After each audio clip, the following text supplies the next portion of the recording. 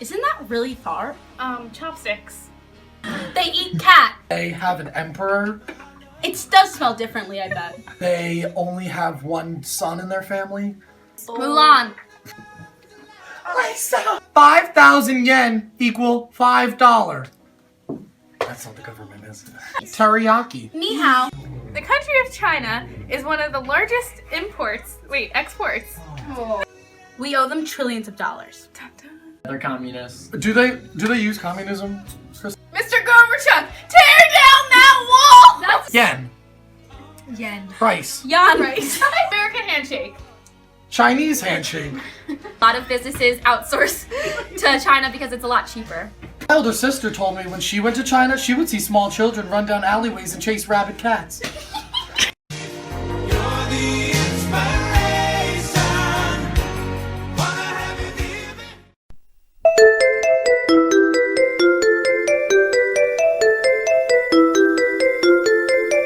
The kisses of the sun were sweet, I didn't blink, I let it in my eyes. Like an exotic drink, the radio playing songs that I have never heard, I don't know what to say. Oh, not another word, just la la la la. It goes around the world, just la la la la. It's all around the world, just la la la la. And everybody's... When we finally boarded the bus, we were all getting to know each other. We met Emmett, we met Scott, and we met all the MBA students who we were about to spend 2 weeks in China with. Are you excited? Oh yeah. How excited? Like scale of 1 to 10, Oh my god, we're leaving the gate. like 12. Are you excited, Scott? Christy, tell me something. It's gonna be a long run. Yes, it is. But then after we get China.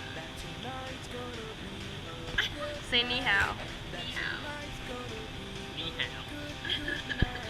Little did we know how long the plane would be delayed. Delayed.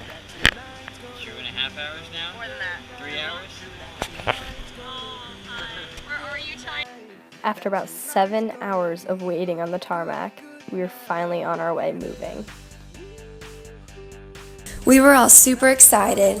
I also was really looking forward to seeing the difference in the cultures between Americans and Chinese people. I've actually had hosted 3 exchange students at my home. One was from Japan, the other Argentina, and recently we had someone from India. So I've definitely got to see the culture differences between those, and I was really looking forward to visiting another country. When the plane finally took off, it was a blessing, and we were so excited for our journey ahead in China.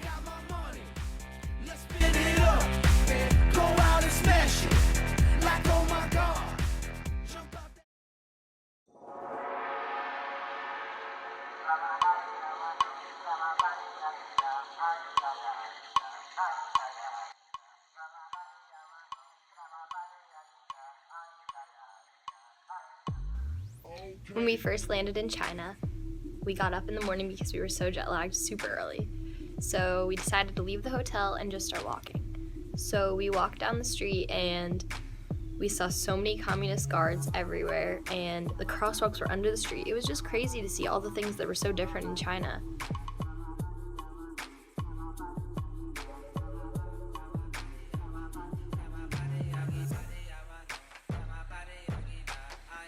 Here we are on the bus headed to the Great Wall of China. It's really neat because we started out in the city in Beijing, and then as we kept going, we got into the farm life and the countryside, and it wasn't those big buildings anymore. It was more like sheds and vegetables growing, and we saw these gorgeous mountains and the greenery. It was amazing.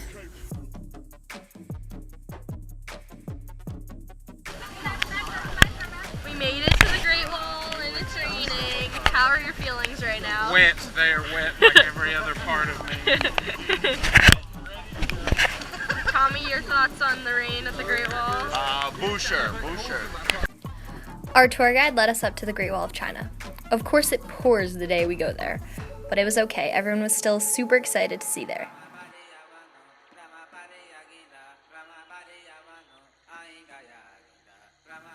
As we approached the Great Wall of China, it was getting bigger and bigger. We started getting pictures taken with us by Chinese people. It was really funny, and apparently it's because we both had blonde hair and red hair, and they really liked that because it was so different. Chinese people don't have that. Being able to climb one of the wonders of the world is truly a blessing. You grow up looking at pictures of this place in history books, and finally being able to climb it is amazing. Well, as we started walking up, it was raining, and I saw little old ladies in high heels, and I had no idea how they were walking up that thing because it is steep. Climbing up the Great Wall of China was probably one of the most extraordinary experiences in my life. There were so many nooks and crannies on the Great Wall, it was incredible to see. They say that if you climb up it, because they do have a way you can use like a chairlift or something like that, you are truly a man when you get to the top. Well, when we got to the top, we sang Country Roads at the top of our lungs, and we had people taking pictures of us. They thought we were celebrities. It was just the cutest thing. I actually was stopped by a couple of people, and they just started taking selfies with me because apparently redheads are really rare in China. And as we were going down to the bottom, they did have this little ride that you could take to the bottom. You would just sit in it, and it's kind of like just a roller coaster going down the mountain. It didn't flip or anything, but we ended up walking down anyways, but it was truly amazing, and I will never take that for granted.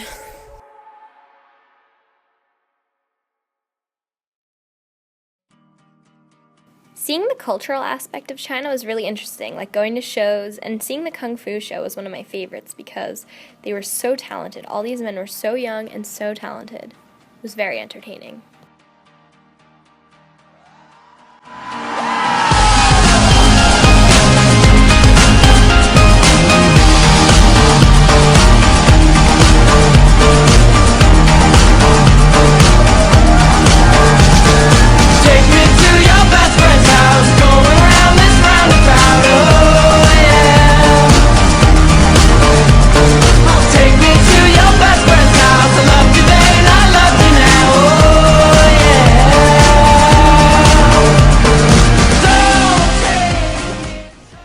Leaving Beijing was going to be really sad because Beijing was such a cool city. There were so many things to see and so many things to do. Our last thing to do in Beijing was go to Peking University, the Harvard of China. We were having a joint class. It was so cool. The campus of Peking University was beautiful. There were so many things to do, so many students.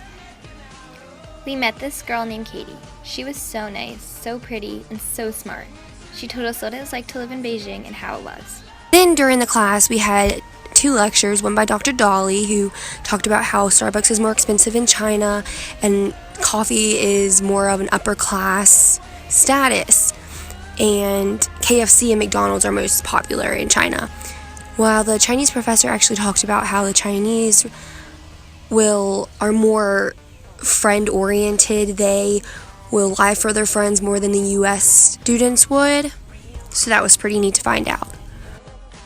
We did 3 company tours in China, along with visiting 2 universities to take joint classes. The first company we visited was ICBC Bank. It is the largest bank in China. It was really interesting to see how the bank was run and who owned it, and we felt very formal in the large meeting room.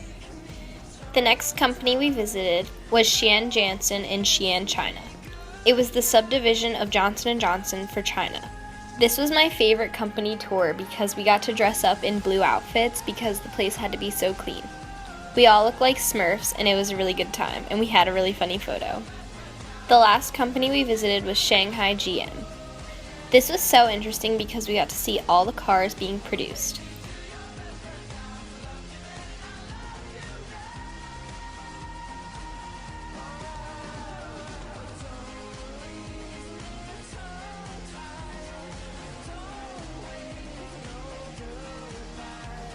Next stop was Xi'an.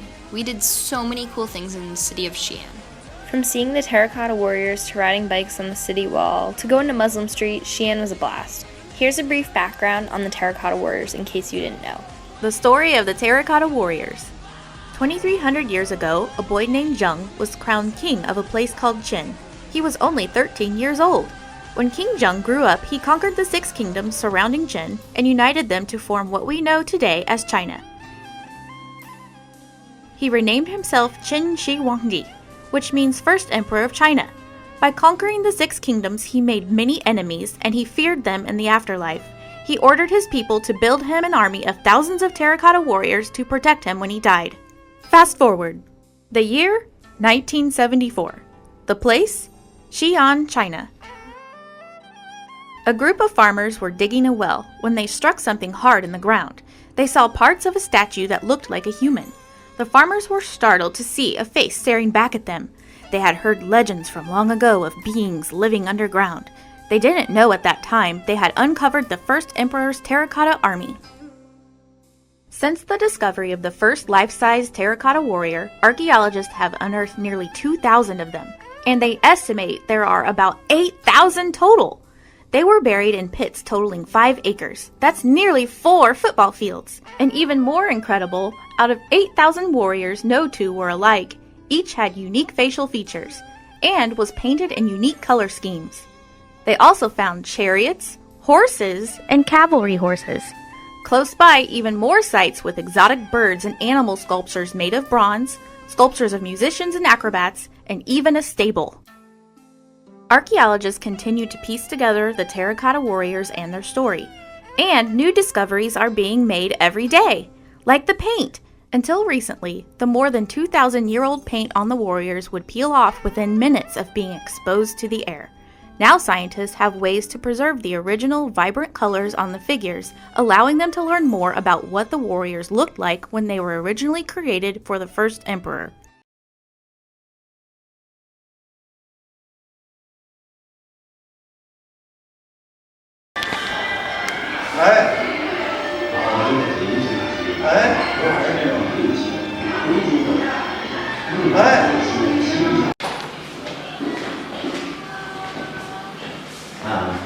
Jump.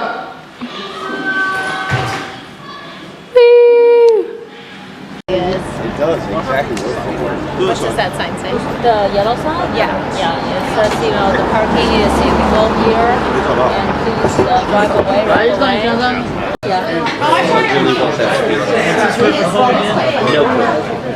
You adopted him, but not Doug and I?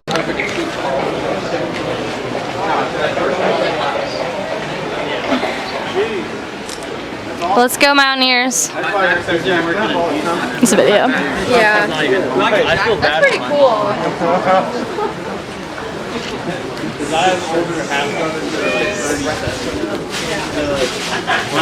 And it's almost natural as the waves of the river or the pond. So this is also a purpose. They deliberately design like this. It also makes you have a feeling that you are moving together with or just on the surface of the wave. So it shows there is that.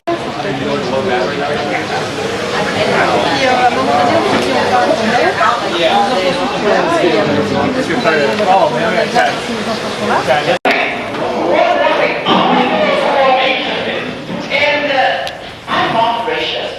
I have to make it. Not racist? He's not racist. And that was wrong because we share same background.